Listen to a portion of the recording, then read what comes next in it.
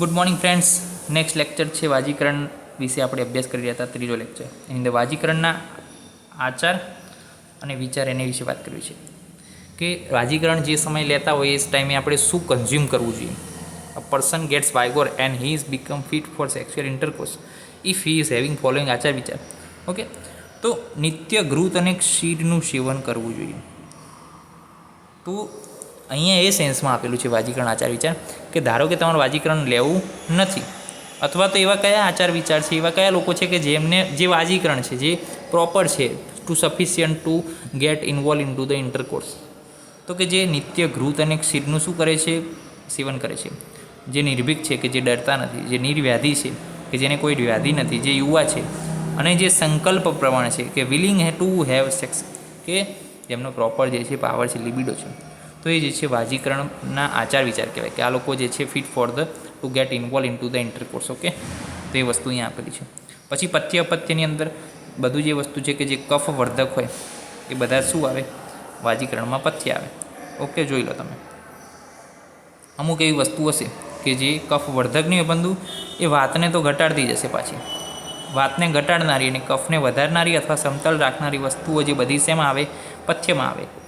અને બીજી જે છે અપથ્યની અંદર પિત્ત વસ્તુઓ છે, અમુક જે છે વાતને વધારનારી વસ્તુઓ છે, એ બધી જે છે અપથ્યમાં આવે છે. જોઈ લો તમે જાતે જ.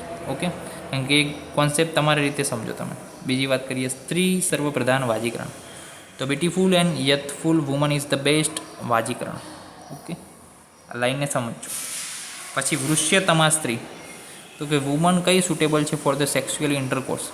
અહીંયા સવાલ આવ્યો કે કઈ વુમન એવી છે કે જે સેક્સ્યુઅલ ઇન્ટરકોર્સ માટે કેપેબલ છે અથવા તો સુટેબલ છે. તો જે વુમન અતુલ્ય ગોત્ર એટલે કે ડિફરન્ટ ક્લેનની છે. આપણે નથી ગોત્ર હતા કે ભાઈ અટક પ્રમાણે ગોત્ર હોય એ રીતના, તો એ અલગ ગોત્રની હોય.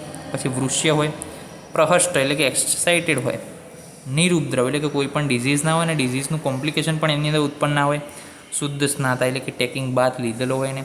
ઓકે, પ્લસ સુરૂપા યૌવનવસ્થા વશ્યા હોય અને શિક્ષિત હોય અને નૃત્ય સંગીત ગીતાદી કલામાં શું હોય, પ્રવીણ હોય. પહેલાંના સમયમાં રાજાઓ જે છે રાખતા હતા કે જે છે નૃત્ય કરનારને, કારણ કે એમનું જે છે પોતાનું વાજીકરણ થાય ટાઈપ. તો એ વાજીકરણ કરવા માટે આ પ્રકારના આહાર અને વિહારનું જે છે રાજાઓ પાલન કરતા હતા. તો આ જે છે બધું આપેલું છે એ શું છે, વૃષ્યતમા સ્ત્રી છે કે જે શું છે, સુટેબલ છે ફોર ધ ઇન્ટરકોર્સ. ઓકે, તો એ વાત આપણે અહીંયા કરી. બીજી વાત કરી લઈએ હવે કે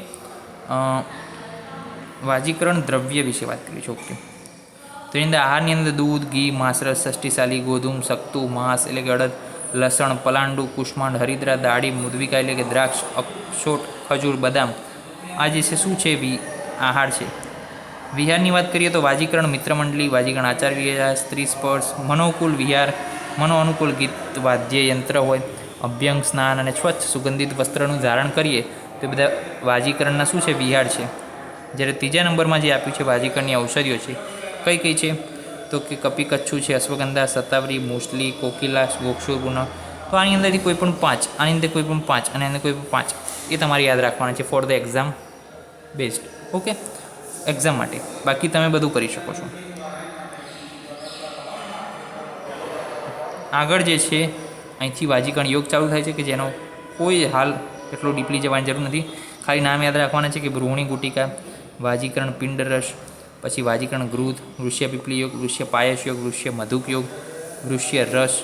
અંદર કશું જ યાદ રાખવાની જરૂર નથી. વૃષ્ય ઘૃત, વૃષ્ય ક્ષીર, વૃષ્ય શતાવરી ઘૃત, અડદ, ત્યારબાદ માસાદી પુપલિકા અને વાનરી ગુટિકા મકરદ. આમાંથી કોઈ પણ 3 થી 4 જે છે યાદ રાખવાના છે. ઓકે, યોગ તો શું છે, 2 માર્ક્સમાં ક્યારેક પૂછાઈ જાય કે વાજીકરણ 4 કોઈ મેડિસિન લખો, તો તમારે આમાંથી અને આ ઉપરના યોગ લખાય એમાંથી કોઈ પણ 4 તમે લખી શકો. બસ એના માટે છે. બાકી ડિટેલમાં કોઈ દિવસ પૂછ્યું હાલ પૂરતું જે છે અત્યાર સુધી કોઈ એવો ડિટેલમાં વાજીકરણનો યોગ પૂછ્યો નથી. તો એ તમારા માટે સારી વાત છે. તો આટલું જે છે વાજીકરણની અંદર જોવાનું થાય છે. ઓકે, તો નેક્સ્ટ લેક્ચરની મળીશું નવી વાત સાથે, નવા વિષય સાથે. ત્યાં સુધી રજા આપશો. જય હિન્દ, જય ભારત, જય આયુર્વેદ, જય ધન્વંતરી. નમસ્કાર.